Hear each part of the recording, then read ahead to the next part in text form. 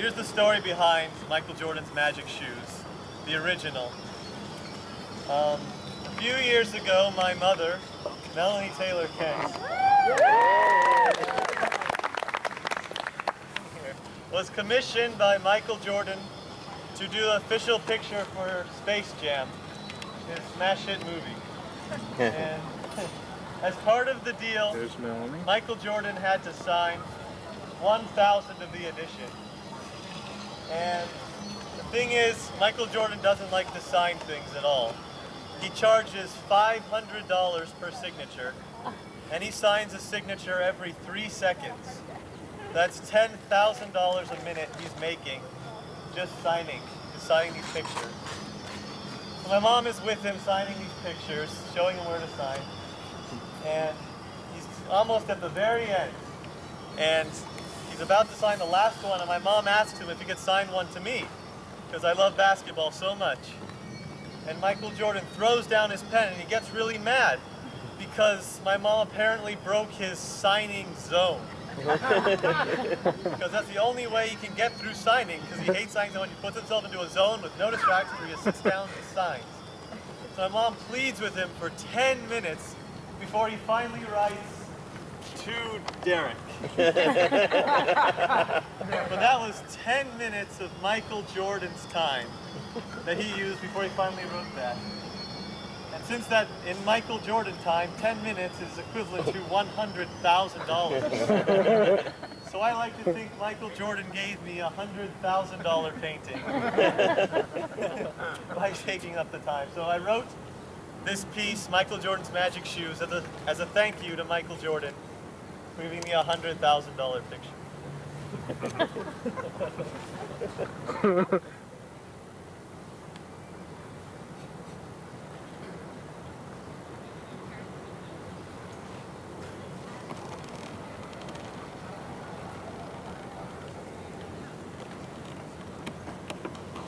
Michael Jordan sat back in his chair by a flame after winning his very last championship game.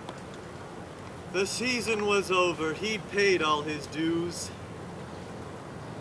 But life without basketball gave him the blues. He needed excitement, he needed halloos. What he needed right now was a new pair of shoes. The hour was late, so he went up to bed. He snuggled up warm and he rested his head. He was ready to dream very deep in his spread, when the phone began ringing and woke him instead. The voice on the phone said, "Hey Mike, it's Jane Wu. I'm sorry to wake you, but we've had a breakthrough. You must hurry down to the usual place. We have a new shoe that could win every race. They might even work while you're in outer space. And above all of that, they require no lace." Michael said, "Thanks." And he jumped in his Jeep. He drove to the meeting without any sleep, up a tall twisting mountain and into a cave, the secret location where Nikes are made. The scientists cheered right when Michael stepped in, all of them anxious with ear-to-ear grins.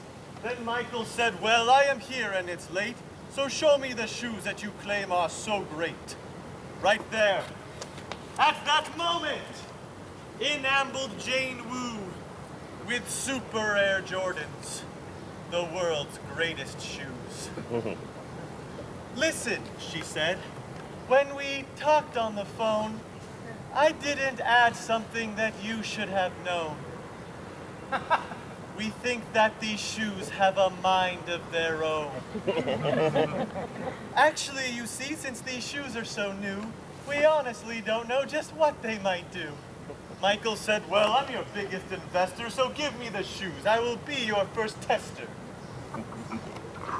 He opened the box, and the shoes jumped right out. They magically glowed and they danced all about. It truly was clear that these shoes were a hit. They flew on Mike's feet. and they perfectly fit. Michael said, wow, what a lofty sensation. These shoes are so comfy, it's like liberation. I know I shall leap to new heights with these shoes. When off in the distance, Mike heard some bad news. The radio sat at the edge of the cave. The voice said, oh my, this is looking quite grave. Reporting right now from the Upper East Side, 2 trains on one track are about to collide. Nothing can stop them. The scene will be gruesome. If only some person could stop this contusion. The shoes began tingling. Mike felt a strange feeling. Then suddenly blasted straight up through the ceiling. With minimal bruises, Mike zoomed through the sky. In under 10 seconds, he reached the east side. He landed down softly on train tracks below. He realized right then where the shoes made him go. The oncoming trains were a quart's length away. He wanted to move, but the shoes made him stay. Steaming and roaring, train 1 and train 2, about to crush Michael. Oh, what would he do? With split-second thinking, he leapt to train 1. He grabbed on it tightly. It weighed 30 tons. Before the collision, Mike flew up like thunder. He lifted train 1, so train 2 sped right under. Oh, what marvelous shoes, Michael thought in the air. It's like wearing a couple of rockets down there. He let the train down, and the engineer said, if not for your deed, I'd be standing here dead. You shaved all the riders. There won't be one crutch.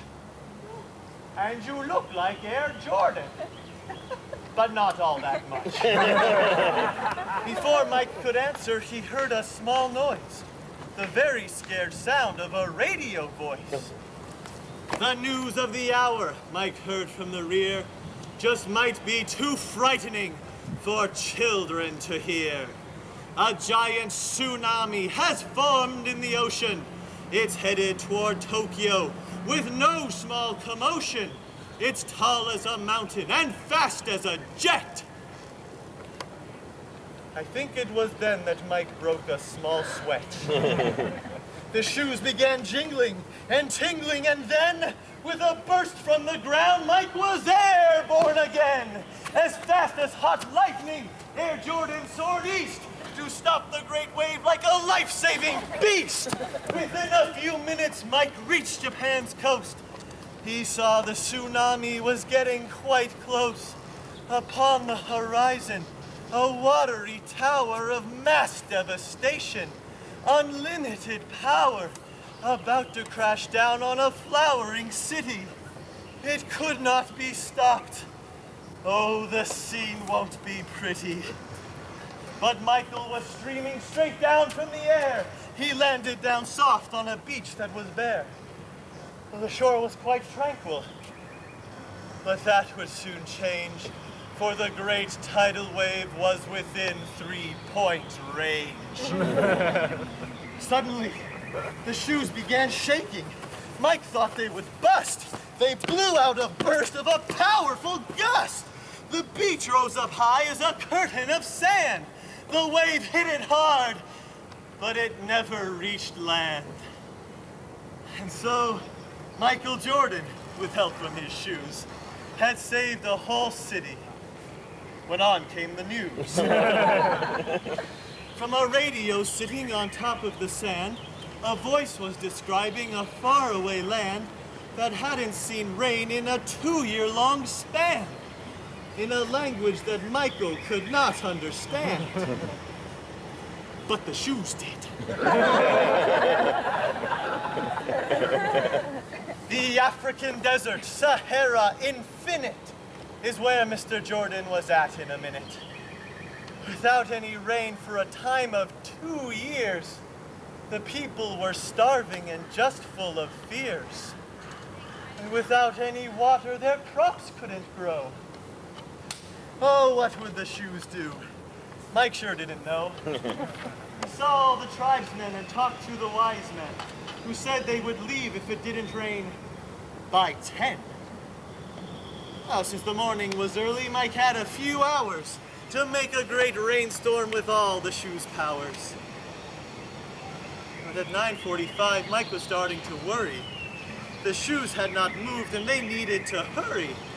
The shoes were just grumbling as if they were thinking they wanted to help, but they had not an inkling. At 9:53, Mike was feeling no glee and saw the day's news on a nearby TV. "The news of the hour," the anchorman said, "is truly galactic in horror and dread.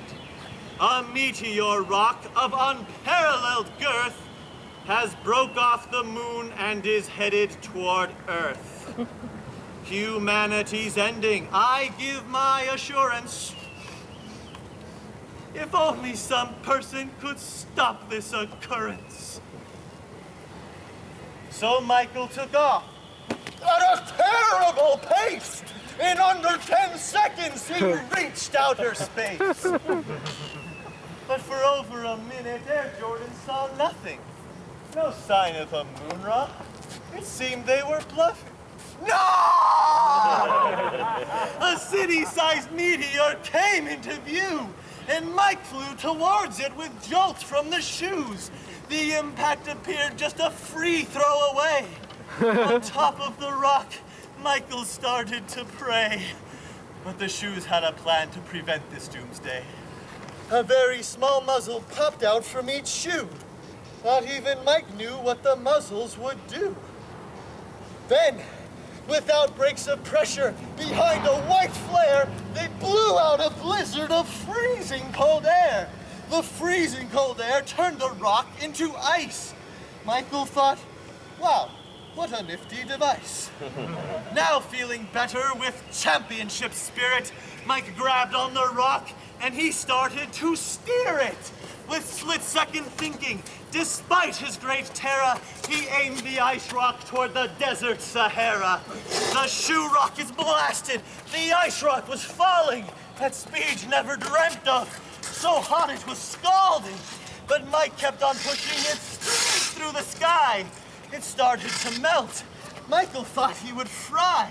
The heat from the atmosphere was so extreme, the ice rock was altered from water to steam. Then Michael rushed back to his African friends and told them their worries would finally end. At 9:59, there were clouds in the sky. And just before 10, there was rain far and wide.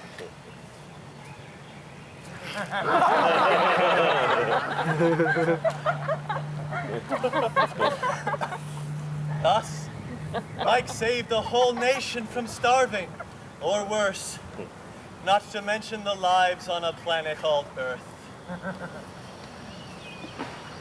The news of the hour, all news people said, is actually good, since we will not be dead. A strange superhero has saved us as such, who looks like Air Jordan. But not all that much. Back at the mountain, Mike jumped in his Jeep. He took off the shoes. He decided to keep. And headed toward home, where at last he could sleep.